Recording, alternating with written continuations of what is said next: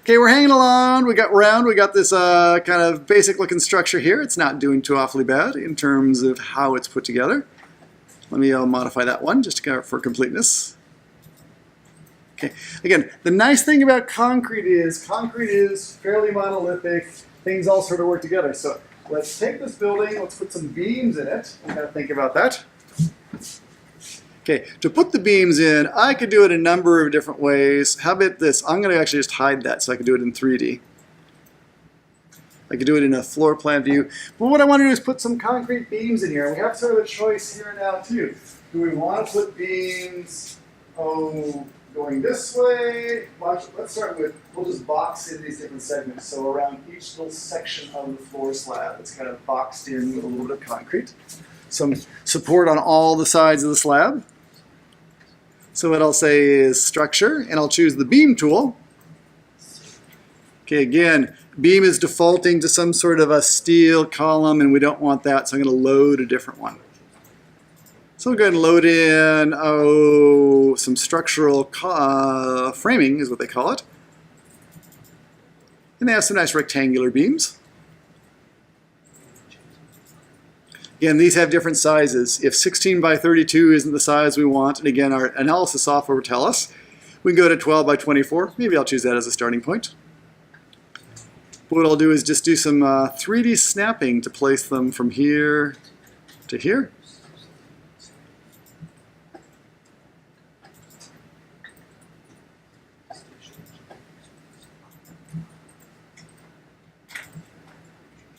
So I'll place them that way.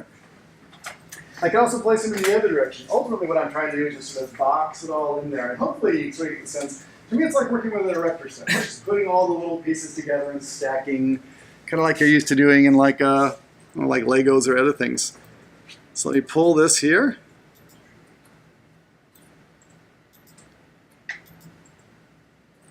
To kind of close it this way. I'll do the same on the back side. And by the time we get all done with this, we actually have a pretty good, reasonable system for what the structure is going to look like. I could even do it from here to there. I'm kind of poking through things. Let me do it, switch the building around so I can sort of see it from the other side.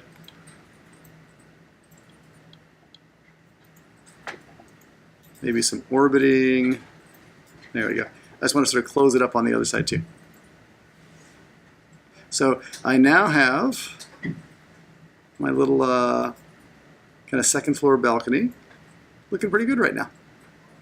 Now, depending upon how you design the concrete, this size, this 23-foot span between there, you could probably design a concrete slab that has enough steel in it and enough thickness that'll span that just fine. You don't need to put any intermediate members in. If you want to put some intermediate members in there, there's also this thing called a beam system, which lets us sort of subdivide into cross beams, beams that would go in the other direction. So some more like spandrels and then like individual beams. And I'll do that just for one of the different bays. You don't necessarily need to do that, but it kind of depends on the calculations. You could say beam system. Beam systems are made of a certain type. And the way beam systems work is you choose the beams on the side of the system. Oops. Let me go ahead and before I do that, say that I want to choose what level it's going to be at. Right now, since I'm in 3D, it's trying to put it down on level 1, which is not a very good choice about where to put it. We actually want to put it up at level 2. So what I want to do is change a little bit. Before I actually do that, I want to set the working plane. That's the place where it's going to place things to level 2. And then I'll do the beam system. Now I'll choose some beams on the side.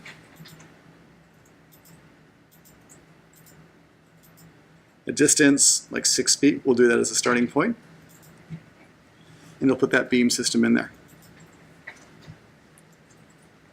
Not too awfully bad. A little strange on the sides, just because of the way the dimensions are. We can kind of fix stuff like that too. So again, whether you're going to need that system in there or not, really just depends on what the span is and what the design of your slab is.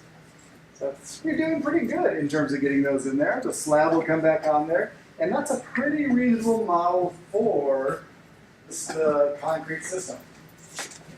We should go ahead and sort of finish up the building though. In that, what do we have going on? Like, for example, we have this intermediate floor. It's kind of all taken care of. We should think about the roof and how it's going to get taken care of, and ultimately the foundations. So let's think about doing some of those things, and then we'll switch over to a different type of building. So how are we feeling about this whole notion of just framing kind of these individual bays and putting the concrete beams in there? Does that feel pretty reasonable? How are we doing in terms of just following along? Are people okay? Are you getting stuck on things? How are you feeling? Yes. In terms of the model, would those beams be in the floor? Very good question. We have put them actually just right up at the floor level. So they are in the floor. So if they're 12 inches tall and the floor is 6 inches tall, the upper 6 inches is in the floor. And that's a choice. So if it's a monolithic poured construction, we often do it that way, and it sort of melds into a single system.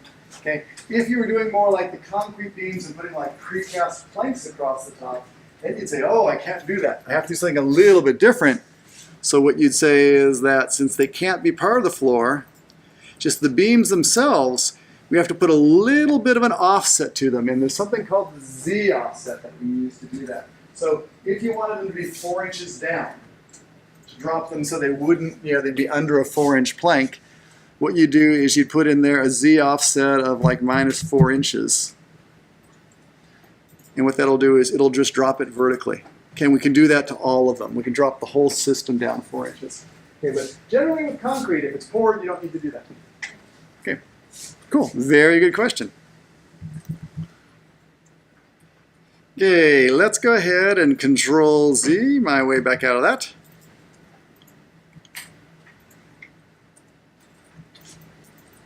Okay, and we can turn the floor back on if we want to. We're actually in pretty good shape down there. Now let's think about a couple other things in terms of the gravity system though. I do have all these, this weight that's coming down from this balcony. Back here it's going to be the balcony plus the roof. It's coming on down, it's bearing on top of the soil there in basically an 18-inch circle. So we can sort of figure out how many square feet that is. Pi r squared, something like that. But what we're going to do is probably put a little extra support underneath those so we have some footing support. So we spread the load out a little bit further. Okay, so let's talk about this. If the load coming down here is, just carrying a single floor, let's just do sort of a rough approximation. Let's say there's maybe 10,000 pounds standing down here. Okay, I didn't calculate it. Okay, back over here where I have the floor plus the roof, how much load might you guesstimate will be coming down over there?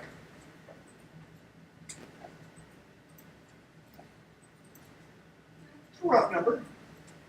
10, 20, 25, 20. That's a reasonable guess.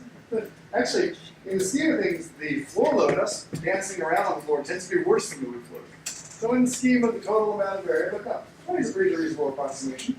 So, if the size of the footing over here is, and we divide it by a certain amount of square foot to kind of spread it across there, if these are, for example, these turn out needing to be 4 by 4, and you give us like 16 square feet, if we did the same rule of divided by 2,000 square feet, or something like that. Well, actually, let's do it. No, I said it was 10 divided by 2,000 square feet. That'd be 5 square feet here.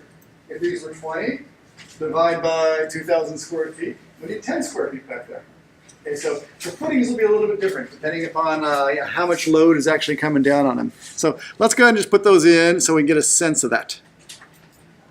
So we're going to say, great, let's go ahead and put some footings in here. I can put some isolated footings in here. Isolated footings are the individual ones. Looks like we need to load some in there. So I'm going to go to Structural, Foundations. What do I got there? I got some nice rectangular ones. I have some pile caps. Let's talk about that. Rectangular footings, those are the ones that we're going to put down when we have a good, relatively solid bearing soil, and we're just trying to spread the load out across an area. Okay, so nice and flat. The idea is just, nice little concrete slabs, spread it across an area so we can't punch through. Pile caps are a little bit different. Pile caps are all about this. If we don't have really good bearing soil and we need to get ourselves down to some hard rock or we're going to use the friction in the soil to actually resist sliding down. Okay. We have a very small cap, but then we have a pile, and that pile is actually the part that's either going to bear on the bedrock or introduce the friction to kind of keep us up. And we have some different sizes in there. 2 piles, 3 piles, 4 piles. They actually get huge. Depending on how much load you have, okay, you can have a lot of different piles in there. And it's all just sort of based on really ultimately what the soil says. We have some different pile types in here in terms of different shapes, but I'm going to stay for right now with a very simple rectangular footing. So if I wanted to get a rectangular footing that was, for example, we said 16 square feet, I would need something that's basically 4 by 4. It actually doesn't matter too much about the size. As you engineer it, it tends to be nice to sort of be relatively square, because then the steel inside of it's relatively uniform. But if I want something that's sort of 4 by 4, no worries, I can make that.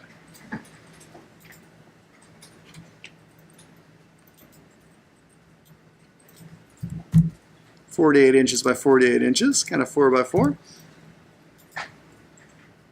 Drop that in here. Actually, let me put it at columns. That's always the best way to do it, because then it'll just put it right at the bottom of the column and it'll lock it to the column. Oops, looks like I have to do a little control clicking to get those. Orbit around a little.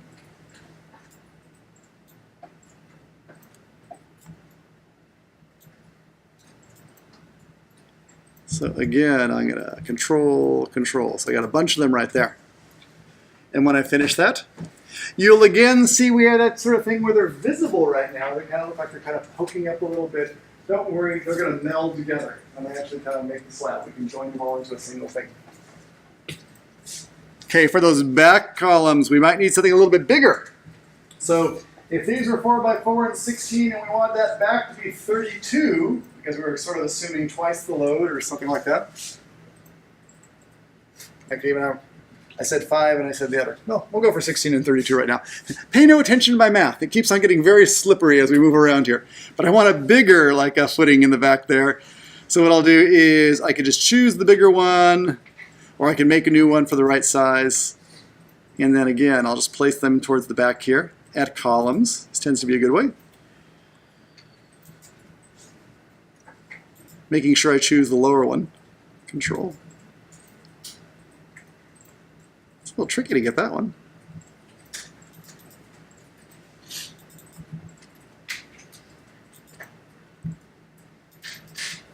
And finally this one here. And finish that up. Okay, so you got a pretty good wood or basic kind of concrete frame structure there. And it's looking pretty good. Okay, we'll leave the roof off right now. So, how are we feeling about concrete? Concrete feel okay? Beauty. Okay, let's go ahead and, through the magic of copying and pasting, or if you want to just even do it to the same building out here, go ahead and make an adjacent building to it. So I'm going to go ahead and copy and paste and create another building. You can kind of keep on working with the same building if you want. Either way, I'm just going to grab the whole building, just because I want to have another one that I can then make out of steel or out of wood instead. So I'm going to copy that. Actually, I could even do it with this one there. And just move it over.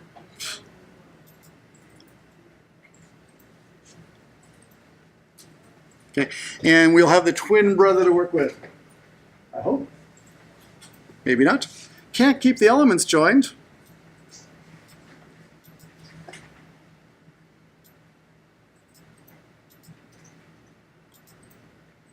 I'm sort of curious. I think it has to do with because I sort of attach things to the roof. Don't just make it hard on me. No, it's not important. Let's just change this building. I could debug that, but I'm going to not do it just out of respect for your time. So for something where it doesn't want me to copy it over. Okay, let's think about what's different about this when we start making it a steel building as opposed to a concrete building. Okay, so if we want to go ahead and kind of use a similar sort of strategy, you know, in terms of the framing, but we want to frame it out of steel, let's think about what we have to do and what's different and what isn't so different about it. Okay. If we want to have steel framing, for example, the floor, can the steel framing for the floor be on top of concrete columns? Yes. Yeah, again, you don't necessarily have to change everything. Often we have these hybrids that are sort of halfway steel, halfway concrete.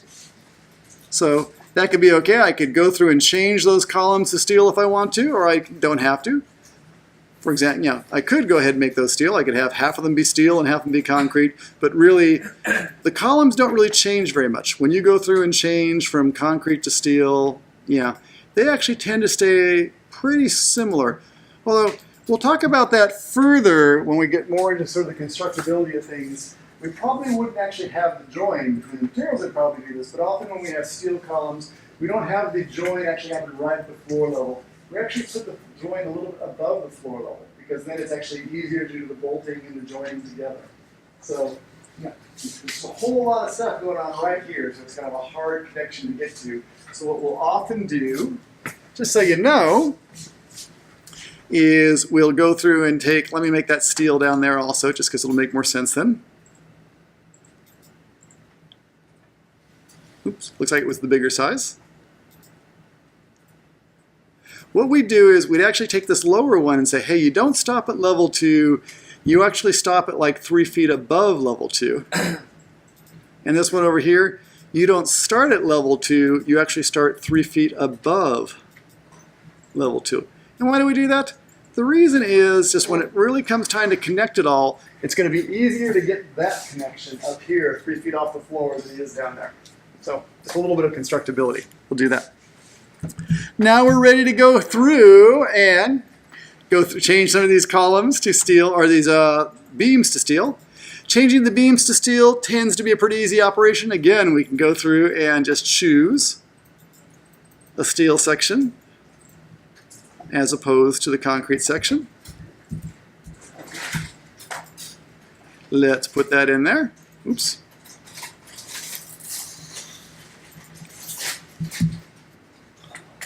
Again, I'll change that over there to the steel also. And I could even, for this whole system right here, if I could choose the system, I could change them all to steel.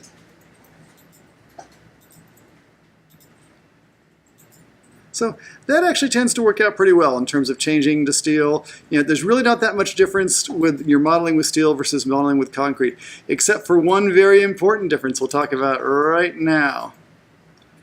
And that is this. Go ahead and put the steel in here. Let me kind of put the floor back in. I'll illustrate the problem, and then you'll kind of see exactly why it's upsetting. I'll just go through and cut a section. That'll be the easiest way to see it. I'm going to cut a section through the building right over here.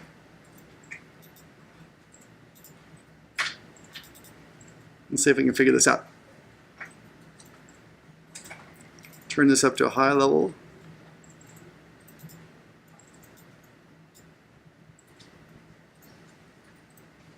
Here's the deal.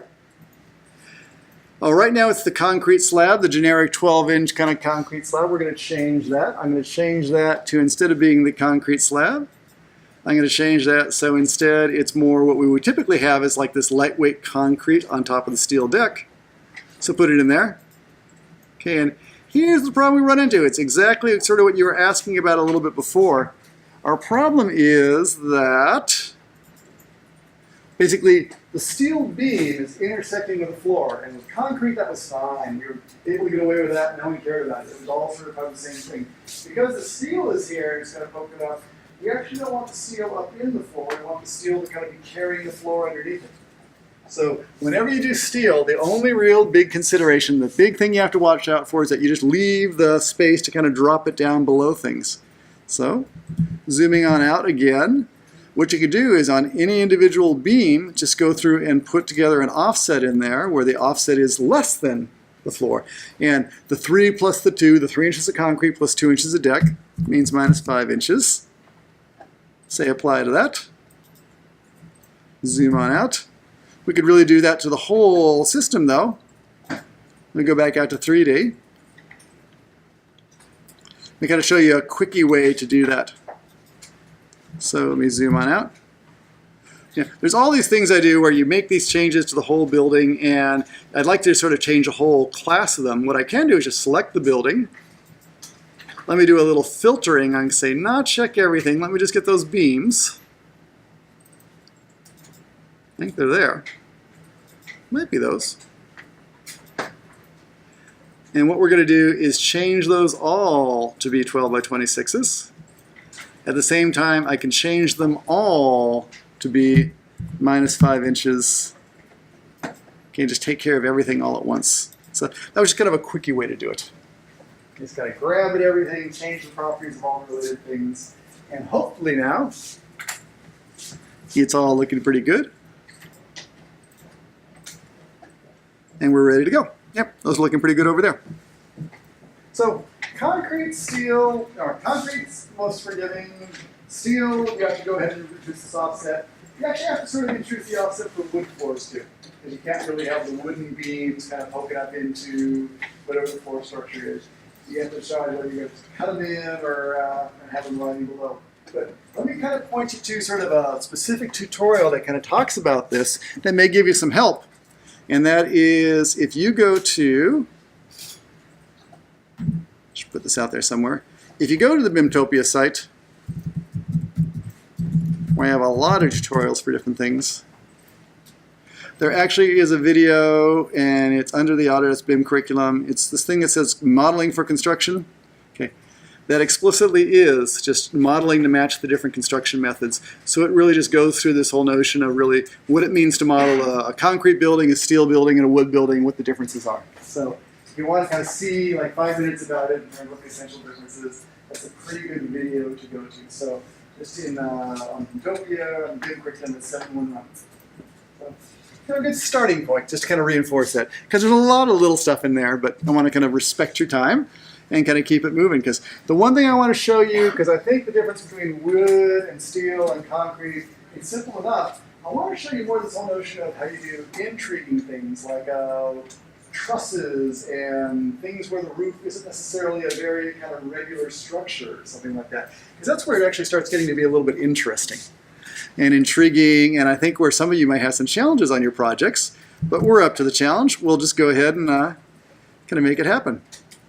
So for example, there's this whole notion of this roof that's going to go over this, and it's sort of a sloping roof. So in terms of that sloping roof, we could go ahead and put some beams in there. Okay. Although the beams that we're putting in there probably want to slope. They probably aren't level beams. They probably have a little bit of slope to them. So how can you do that? Let's talk about that. I could go ahead and, let me start with this. I'm going to have them bear on these columns out here.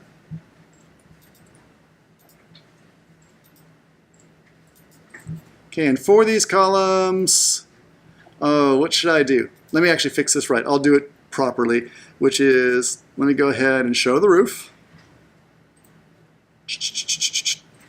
That's good. Let me unhide it.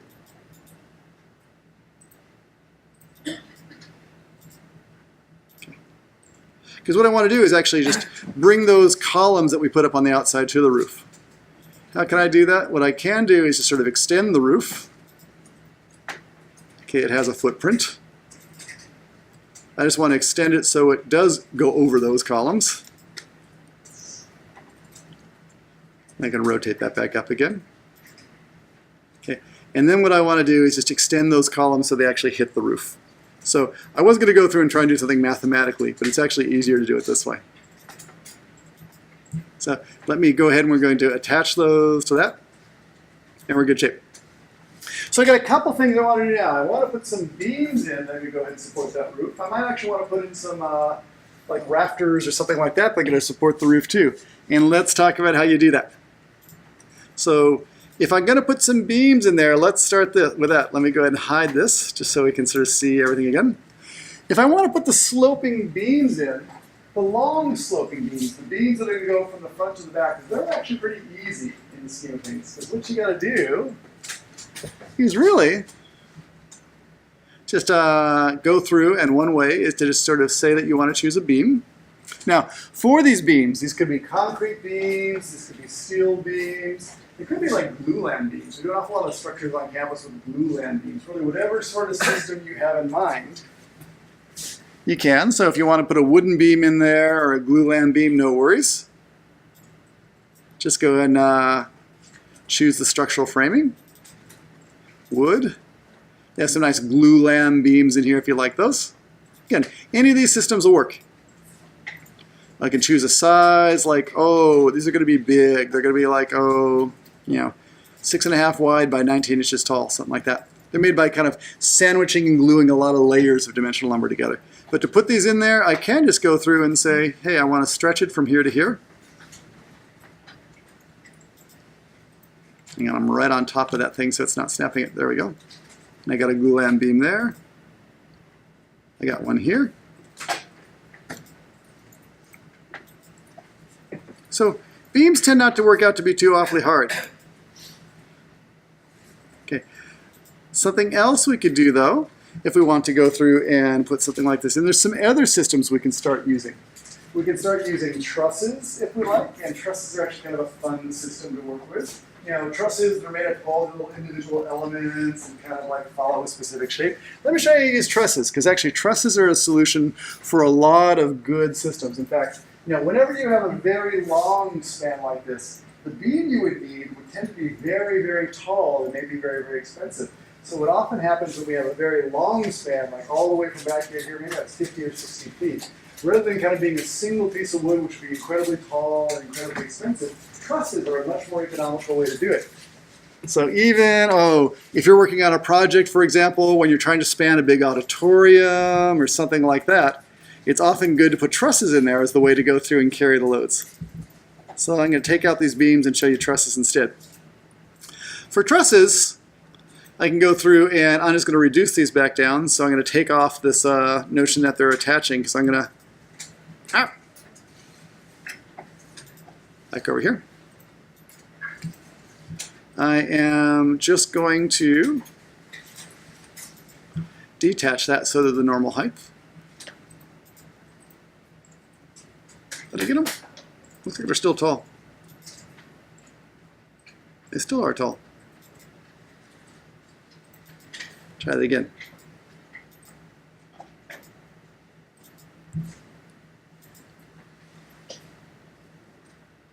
Why won't it detach? It still says base or top level is 3. Oh! Hang on.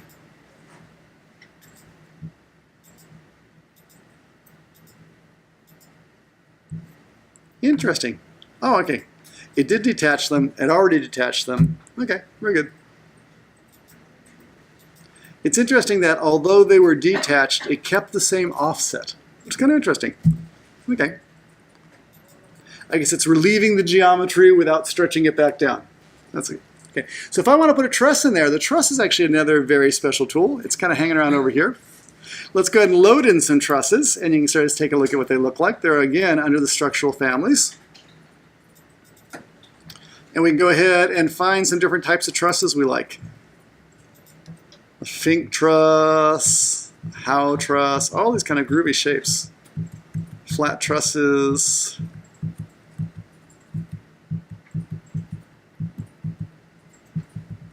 Okay, now you may be looking at all those trusses and saying, well, those are kind of okay, but those don't look like the shape of my roof. My roof kind of slopes up from one side and like a diagonal, and it doesn't quite look like this.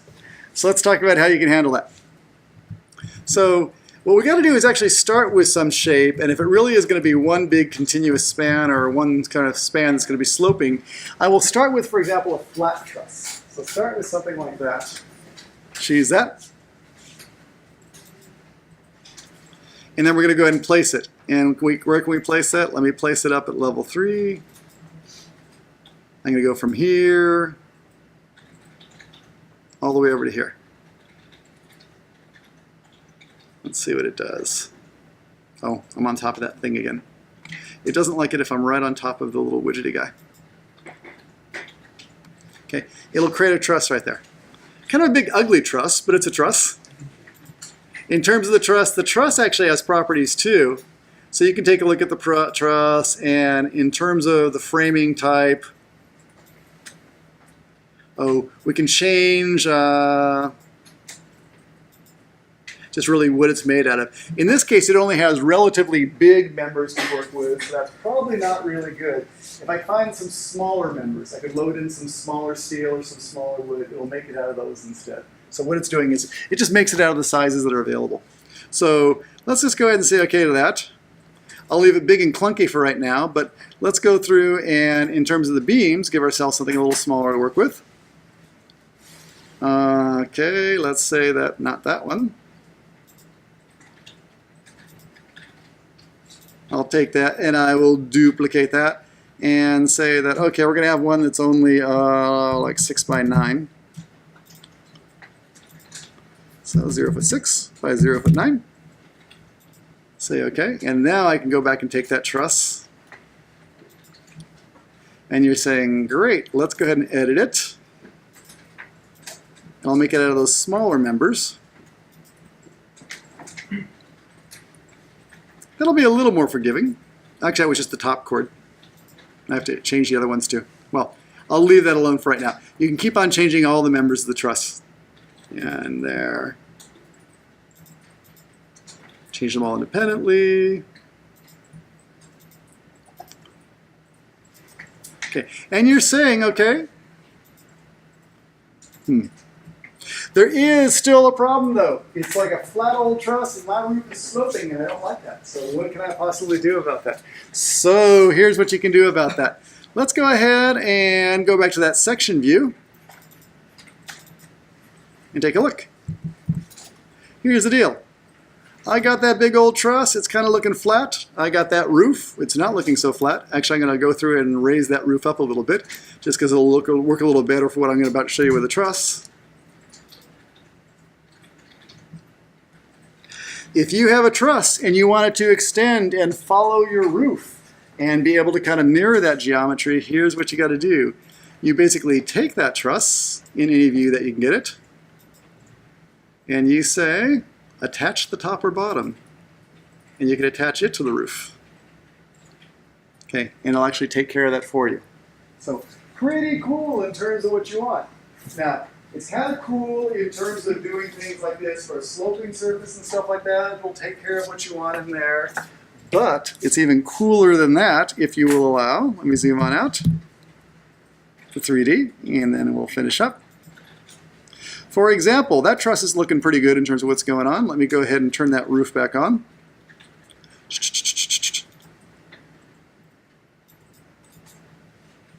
Unhide that.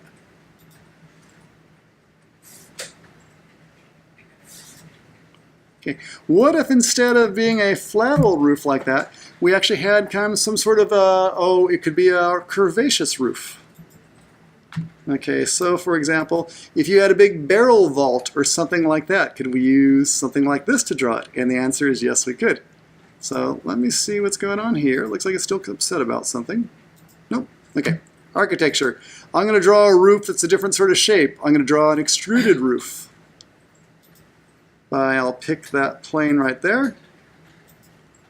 I will go through and draw some funny barrel vault shape, kind of coming from over here to over here and kind of curving up like that. Okay. Now let me switch it over to, right now the section box is cutting it, that's why you're not seeing it. Let me go back to the section view. I got my roof doing something like this. So the question is, will it go through and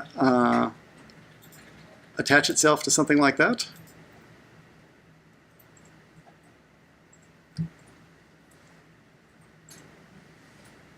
Not too bad. Do something like that for you. Or where this gets really, really cool, and it's kind of in reference to these curvaceous structures, it'll really adapt to almost any surface. So this is a very regular surface. It's a barrel vault, a single point of curvature. If you have, for example, in mind, some incredibly organic, almost like hillside that's made up of all these different profiles and curves that are going to blend together to really have this kind of incredible undulating green roof, kind of like on top of California Academy of Sciences, something like that. Okay, we can make a surface like that, and no worries. Once we make a surface like that, we can go ahead and apply a structure like this to it, and it'll be smart about that. kind of hug up to the roof exactly the way we want it, okay, and adapt. If the roof shape changes, the truss will keep on changing automatically underneath it. So it's very cool. So I wanted to get through that, just to kind of get you going. We'll keep on going with this stuff next time, but just to get you thinking that on the one hand, you know, we get to this sort of thing of regularizing a structure. No matter how complicated your form is, we try to regularize it because it's sort of easier to build and kind of do the analysis that way. But don't let that stop you, because no matter what happens, if you have an incredibly curvaceous wall surface, we can build a fairly regular structure inside that then bridges out and supports that wall surface. Or if you want a incredibly curvaceous roof or some very interesting roof form, again, don't worry about it. We can sort of build a structure around that. So for you guys, keep on thinking about your forms. Yeah, and although we're going to start talking about structure and a lot of things we start looking at look very rectangular and squarish and very regular in form, yeah, don't let that constrain your creativity. It's more like we got to show you how to take these very rectangular, squarish forms and transform them into support your creativity. Okay, and although it's not always obvious how to do it out of the box, you can do it. So we're just going to keep on pushing that.